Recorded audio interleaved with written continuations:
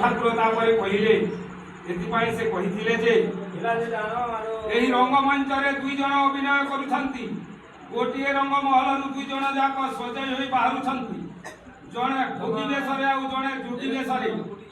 କିନ୍ତୁ ବେଶ ପୋଷାକ ଅଲଗା ନୁହେଁ, ତାର ମୂଳ ତତ୍ତ୍ୱ ହେଲା ଅଲଗା କଥା। ଆଉ ବର୍ଜନର ପ୍ରଶ୍ନ ଉଠୁନି, କାରଣ କେହି କୌଣସି ଦିନ କୌଣସି ବୃତ୍ତି ହିଁ ବର୍ଜନ କରିପାରି ନାହାନ୍ତି। କେବଳ ସମସ୍ତରେ ବାନ୍ଧିବାକୁ ହେବ। ଯେତେବେଳେ ଏଭଳି ମନରେ ବର୍ଦ୍ଧମାନ ହେବ ସେ କିଛି ବି ମୋର ନୁହେଁ ଏବଂ ପ୍ରୟୋଜନ କ୍ଷେତ୍ରରେ ମୁଁ ସବୁକିଛି ବ୍ୟବହାର କରିପାରେ, ତେବେ ଯାଇ ଆସିବ ସମଦୃଷ୍ଟି ସମସ୍ୱର। ସାଧକ ଆଚାର୍ଯ୍ୟ ହୋଇ ବାଲକକୁ ପ୍ରଣାମ କରି କହିଲେ, ପ୍ରକୃତରେ ତୁମେ ବ୍ରହ୍ମଜ୍ଞାନ ପୁରୁଷ। ପ୍ରକୃତ ବ୍ରହ୍ମଜ୍ଞାନରେ ବୋଇଲା ছোট গ্রামর চন্দ্রনাথ পাহাড় বা সীতাকুণ্ড হিন্দু মানଙ୍କର ଏକ ବିଖ୍ୟାତ ତୀର୍ଥସ୍ଥାନ। ପ୍ରତିବର୍ଷ ଶିବ ଚତୁର୍ଦ୍ଦଶୀରେ 10 ଦିନ ଧରି ଏଠାରେ ମେଳା ବସେ। ବହୁ ସାଧୁ ସନ୍ନ୍ୟାସୀ ତୀର୍ଥଯାତ୍ରୀ ମାନଙ୍କର ଗମାଗମ ହୋଇ ଆଶୁସେନ ପିତୃତୁଲ୍ୟ ତାକୁ ଠାକୁର ବଡ଼ ବାପା ବୋଲି ଡାକନ୍ତି। ତାଙ୍କର ଏକାନ୍ତ ଅନୁରୋଧକୁ ଏଡ଼ାଇ ନ ପାରି ତାଙ୍କ ସହିତ ବାଲକ ଠାକୁର ସେହି ପାହାଡ଼କୁ ଗଲେ। ପାହାଡ଼କୁ ଉଠିବା ବାଟରେ ଗୋଟିଏ ସ୍ଥାନରେ ସାଧୁ ସନ୍ନ୍ୟାସୀ ମାନଙ୍କର ବିରାଟ ସମାବେଶ ଦେଖାଗଲା। ଜଣେ ସନ୍ନ୍ୟାସୀ ଭସ୍ମ ବୋଲି ହୋଇ ଧ୍ୱନି ଜାଳି ବସିଥାନ୍ତି। ଯାତ୍ରୀମାନେ ଭୋଗ ପାଇଁ ପଇସା ଦେଉଛନ୍ତି ଦେଖି ବାଲକ ଠାକୁର ତାଙ୍କୁ ପ୍ରସନ୍ନ କଲେ। ଏହି ଯେଉଁ ଧ୍ୱନି ଜାଳି ବସିଛ କିଛି ଉପଲବ୍ଧ ହୋଇଛି? ଧ୍ୱନି ଜାଳିକି ବସିଛ ଯେ କିଛି ଉପଲବ୍ଧ ହେଇଛି? ସନ୍ନ୍ୟାସୀ ନାମରେ ବୁଡ଼ି ରହିଛି, ଭଗବାନଙ୍କୁ ଡାକୁଛି। ଠାକୁର କହିଲେ, ଦେଖ ତ ମନେ ହେଉନି ଆପଣଙ୍କର କିଛି ହୋଇଛି। ଦେଖୁଛି କେବଳ ବାହ୍ୟକ ଆଡ଼ମ୍ବରରେ ବୁଡ଼ି ରହିଛି। ଏହି ତ୍ୟାଗ, ଏହା ତ ଭଣ୍ଡାମି ଛଡ଼ା ଅନ୍ୟ କିଛି ନୁହେଁ। ସନ୍ନ୍ୟାସୀ ରାଗି ଯାଇ, ତୁମେ ଛୋଟ ଶିଶୁ, ଭଗବାନ ବିରୁଦ୍ଧରେ ତୁମେ କ'ଣ ବୁଝିଛ? ଠାକୁର କହିଲେ, ଠାକୁର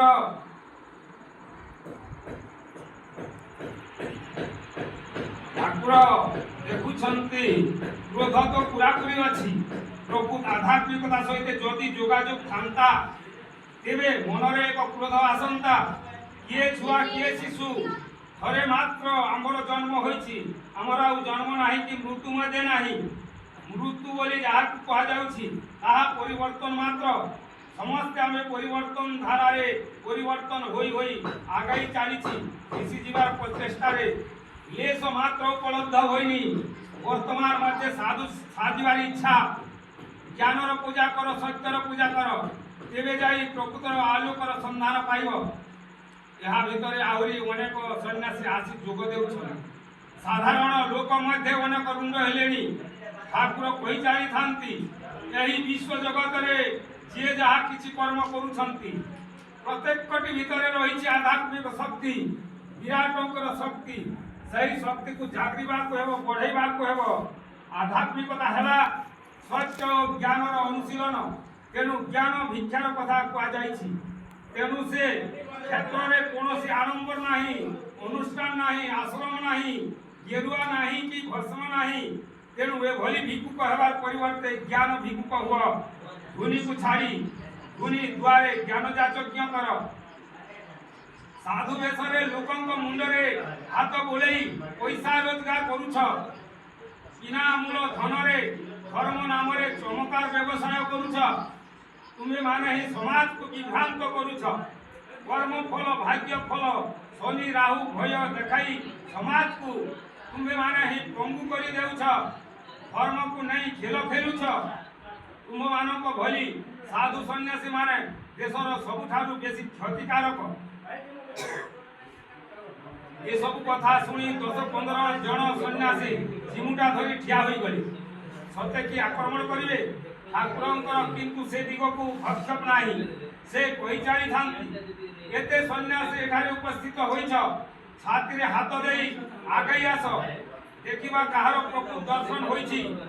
ଯଦି ସାହସ ଥାଏ ଛାତିରେ ହାତ ଦେଇ ଆଗେଇ ଆସ। ଜଣେ ହେଲେ ବି ଆଗେଇ ନ ଆସିବା ଦେଖି ଠାକୁର ପୁଣି କହିଲେ ତୁମେମାନେ ବରଂ ଏସବୁ ଛାଡ଼ି ଦେଇ ଘରକୁ ଫେରି ଯାଅ, ଘର ସଂସାର କର। ଏଥର କିନ୍ତୁ ସନ୍ନ୍ୟାସୀମାନେ କ୍ଷତ ହୋଇ ଉଠିଲେ। ଜଣେ ମାତାଜୀ କାଳ ଭୈରବୀ ବେଶରେ ଆଗେଇ ଆସିଲେ। ଠାକୁର କହିଲେ, ମାତାଜୀ ତୁମେ ଏତେ ବଡ଼ ବଡ଼ କଥା କହୁଛ, ଭଗବାନଙ୍କ ସମ୍ବନ୍ଧରେ ତୁମେ କ'ଣ ବୁଝିଛ? ସନ୍ନ୍ୟାସୀ କହିଲେ, ସୂର୍ଯ୍ୟ ପର୍ଯ୍ୟନ୍ତ ତୁମର ଶକ୍ତି ପ୍ରୟୋଗ କରିପାର। ଠାକୁର କହିଲେ, ସୂର୍ଯ୍ୟ ତ ମୋ ନିକଟରେ ଏକ ଜୁଲୁଜୁଲିଆ ପୋକ ଭଳି, ମୋ ଶକ୍ତିର ନିକଟରେ ସୂର୍ଯ୍ୟ ଏକ ଜୁଲୁଜୁଲିଆ ପୋକ। ଚିନି ମିଠା ଏ କଥା ସମସ୍ତେ ତ ଜାଣ, କି ପ୍ରକାର ମିଠା ବୁଝାଇ ପାରିବ? ସେହି ମିଷ୍ଟ ସ୍ୱାଦ ହିଁ ମୋର ଭଗବାନ, ସେହି ମିଷ୍ଟ ହିଁ ମୁଁ ଗ୍ରହଣ କରିଛି। କିନ୍ତୁ ତୁମେମାନେ ଗ୍ରହଣ କରିଛ ଅସଂସ୍କାରକୁ। ପ୍ରାୟ 50-60 ହାତ ଦୂରରେ ଏକ ଅଖଣ୍ଡ ଯଜ୍ଞର ଧୂଳି ଜଳୁଥାଏ। ଠାକୁର କହିଲେ, ଆଚ୍ଛା ସନ୍ନ୍ୟାସୀଗଣ, ଫୁଙ୍କି ଫୁଙ୍କି ସେହି ଧୂଳିକୁ ଲିଭାଅ, ଦେଖିବା ତୁମମାନଙ୍କର କେତେ ଶକ୍ତି। ସମସ୍ତେ ମିଶି ଫୁଙ୍କି ଚାଲିଲେ, କିନ୍ତୁ କିଛି ବି ହେଲା ନାହିଁ। ଠାକୁର କହିଲେ, ତୁମମାନଙ୍କ ଫୁରେ ଜୋର ନାହିଁ, ଫୁରେ ଜୋର ନାହିଁ ତ ଧର୍ମ ଶିକ୍ଷା ଦେବ କିପରି? ଦେଖ ମୁଁ ଗୋଟିଏ ଫୁ ଦେଉଛି। ଠାକୁର ଗୋଟିଏ ଫୁ ଦେବା ସଙ୍ଗେ ସଙ୍ଗେ ଯଜ୍ଞର ନିଆଁ ଲିଭିଗଲା। ସନ୍ନ୍ୟାସୀମାନେ ଆବାକ୍ ଆବାକ୍, ଏହା କେମିତି ସମ୍ଭବ? ସମସ୍ତେ ତାପରେ ସମସ୍ତେ ହାତ ଯୋଡ଼ି କହିଲେ, ତୁମେ ତ ସାଧାରଣ ନୁହ, ତୁମେ ଅସାଧାରଣ, ଆଗାଇ ଯିବାର ବାଟ କହିଦିଅ ପ୍ରଭୁ।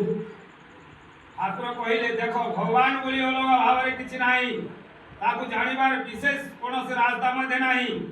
ସବୁ ଦିଗରେ ତାଙ୍କର ରାସ୍ତା, ସବୁ ଦିଗ ହିଁ ତାଙ୍କର ଦିଗ। ତୁମେମାନେ ଯେଉଁ ଦିଗକୁ ଯାଅ, ଯେଉଁ ଅବସ୍ଥାରେ ଯାଅ, କେବଳ ଜାଣିନିଅ କେଉଁ ଜାଣିବା ଭିତରେ ଅଛି, କ'ଣ ପାଇଁ ଅଛି, କ'ଣ ଜାଣିବା ଦରକାର, ସେହି ଜିନିଷ ହିଁ ଜାଣ, ସେହି ଜିନିଷ ବୁଝିନିଅ। ଠାକୁର କହିଲେ, ଦେଖ এই ଯେଉଁ ବାୟୁ ଅଛି ସେଥିରେ ଯଦି ଅଧିକ ମାତ୍ରା ଯୁକ୍ତି କରାଯାଏ ତେବେ ଝଡ଼ ଉଠେ, ବୃଷ୍ଟି ମଧ୍ୟ ହୁଏ। ଯେଉଁମାନଙ୍କର ମାତ୍ରା ଜ୍ଞାନ ରହିଛି, ସେମାନଙ୍କର ଯେଉଁ ଶକ୍ତି ଓ ମାତ୍ରା ଅଛି ତାକୁ ସେମାନେ ଆହୁରି ବଢ଼ାଇବାକୁ ଚେଷ୍ଟା କରନ୍ତି। ତେଣୁ 50 କାହିଁକି 1000 ହାତ ଦୂର ମଧ୍ୟ ସେହି ଫୁ ଦିଆଯାଇପାରେ। ସୁତରା ଅଛି ଶକ୍ତିକୁ ହିଁ ବଢ଼ାଇବାକୁ ହେବ। ରାମ ରାମ ରାମ ରାମ ରାମ ରାମ। ମା ବାପା ଭାଇ ଭଉଣୀ ମାନେ ଆମର ଅନୁରୋଧ, ଆମର ସମୟ ହେଇଗଲାଣି। এই কহি আমি বন্ধ করুছু। এই নাম যজ্ঞକୁ আসি নিজর মনକୁ ধন্য করন্তু। রাম রাম